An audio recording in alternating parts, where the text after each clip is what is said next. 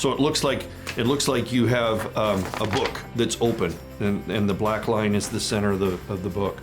On the left side, you want to have condition of the month or vertebra of the month. At the very bottom on that left side, ask Dr. Miller. That's really, really key. You got to put that there to put an expectation on your patient of actually making that step.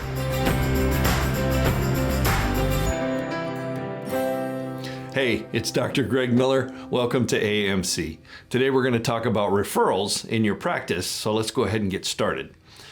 So one of the things that we hear from both doctors that are a part of the AMC Aligned family and those that are pulling the curtains back and taking a peek is, I need more new patients. And certainly that's an important part of the process, and that's partly what we're talking about today, but I want to be even more specific than that. I want to talk about referred new patients. Because, I already gave you the answer, but if I asked you to raise your hand and tell me what your most favorite new patient in the office is, resoundingly, that answer is always a referred new patient. Because they already like you, they already trust you, they already understand what you're doing in your office because somebody has shared their story with them. And it's a tremendously important part of the referral process is helping your patients understand that they indeed do have a story and it's important to share that story.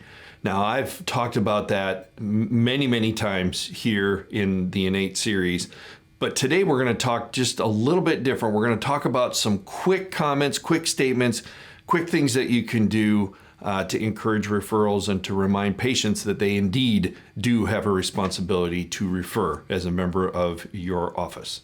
So let's kind of jump right into that. Not a lot of polish on this, but the first one has always been my go-to. Who's been watching you? When a patient gives you some positive feedback about the response that they're getting from your care, a great thing for you to do, and certainly it's celebrate that with them, but just say, who's been watching you? Well, and it'll catch them off guard, and it's designed to. Well, what do you mean, Doc? Who knows that you're coming here for care and that is concerned about what's been going on with you and those headaches? Oh, okay, I see what you mean. They may not have an answer for you right then, but I guarantee the next visit or possibly the one after that, they're going to come back and say, hey, Doc, I finally figured out who's been watching me. And it opens up another great avenue for you to put an expectation with your patients about referring. So that's number one. Number two, how about this? We teach our doctors here at the AMC Aligned family to gather testimonials often. It does so much for the patient. Certainly we mentioned earlier about the importance of them sharing their story, and this is a great way for them to get the opportunity to share their story, to write their story down. But what about during the process of that, you have your staff trained up to say, hey, thanks for filling this out.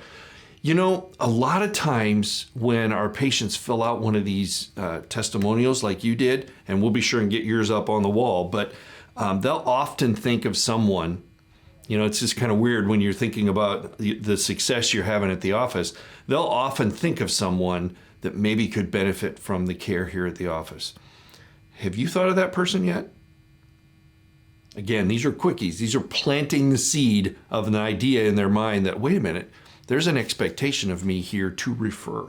So that's number two. Number three, I always loved doing this in my practice, and it would come innately. It wouldn't be something that I would do all day long, but certain patients would come in and I'd walk in, and rather than fall into the normal routine, I would change things up just a little bit, walk around and make sure I was face to face with the patient and just say, hey, you know what?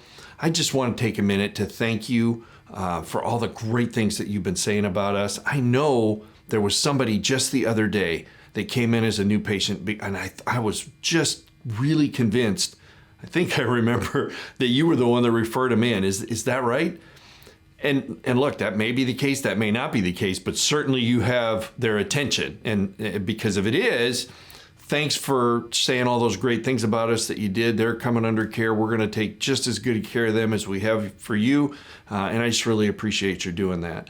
Or if they haven't, you've acutely got their attention because they're realizing again that you have an expectation of them to refer into your office. Again, doc, you need to put your own signature line on these and make them comfortable for you. But these are just ideas, just suggestions. How about this one? You should all have an autonomic nervous system poster in your room or a chart in your room. Every single treatment room, every exam room should have that ANS chart. And when you adjust a patient, you can walk them, just again, change things up a little bit, walk them over to that ANS chart and just put a hand on the area that you adjusted. Hey, you know what? Today we adjusted that T2 for you, and I just wanted to remind you. You see here on this chart, on this poster, that's the T2 vertebra. Can you follow that nerve for me and tell me where that goes? Quick conversation with the patient about the lungs or the heart or the thyroid or wherever you want to land, and just say this entire spine, all the way up and down, those nerves are communicating with structures in your body that are very, very important. If you know of anyone that's struggling, that has a health issue, and you think possibly chiropractic can help, let's get them in here. Let's connect us so that we can find out if chiropractic is something that can make a difference for them. That's what we're here to do. We'll take great care of them for you. Okay, let me do one more. We also do a thing with our doctors. We encourage them to do a thing called the condition of the month or the vertebra of the month. And that's actually a whiteboard in the office, in the waiting room. And that whiteboard is turned horizontally with a line drawn down the center of it. You can put that in permanent marker, black. So it looks like you have a book that's open, and the black line is the center of the book. On the left side, you want to have condition of the month or vertebra of the month. At the very bottom on that left side, ask Dr. Miller. That's really, really key. You got to put that there to put an expectation on your patient of actually making that step. So drawing down and condition of the month, and let's say it's bedwetting and uresis. And then over on the right, you either have a testimonial about a bedwetter that's responded well to your care, or perhaps a scientific journal or article posted that talks about bedwetting in the nervous system and the results that we get chiropractically. I can't tell you the number of times over the years that I have had patients come back and say, hey, doc, I had no idea that you help with bedwetting or that you help with asthma. I've got, my grandson is struggling with bedwetting, and I know his parents are really, really frustrated. Great. Not great that he's struggling with that, but great that we found out. Let's see if we can't get him in here and see if we can't get him some results, because we've had tremendous success helping kiddos that are dealing with that problem. Now, vertebra of the week, and I'm almost done, but vertebra of the week is a little bit of a different spin. So on the left side, you're going to again have vertebra of the week, and then just get a picture of an L5 vertebra and put that there, fifth lumbar, and then over on the right, actually what you do is you draw lines out from that vertebra out to the different conditions that can be associated or related to it. I always did this. I know it's crazy, but I always put ED at the top when we had a fifth lumbar. So for men, ED is a big deal, and people have no idea that that's something that chiropractic can absolutely help with. But then sciatica and irritable bowel syndrome, all the different conditions that could be related to the fifth lumbar, you just list those. So you've got an opportunity then. It's a little bit of a different tweak. It's actually conditions are listed rather than just one specific condition. There's several that are there. So look, I hope that my suggestions today for some referral quickies were something that will hopefully make a difference for you in the office. If you like this content and you would like to see when we post new material, please subscribe to our channel. We'd be happy to have you join the family here on YouTube and everywhere else that we're going. But then in addition to that, if you click the like button for us, that would be great. And if you want to check out more about the AMC family, please go to www.amcfamily.com. Have a great rest of your day.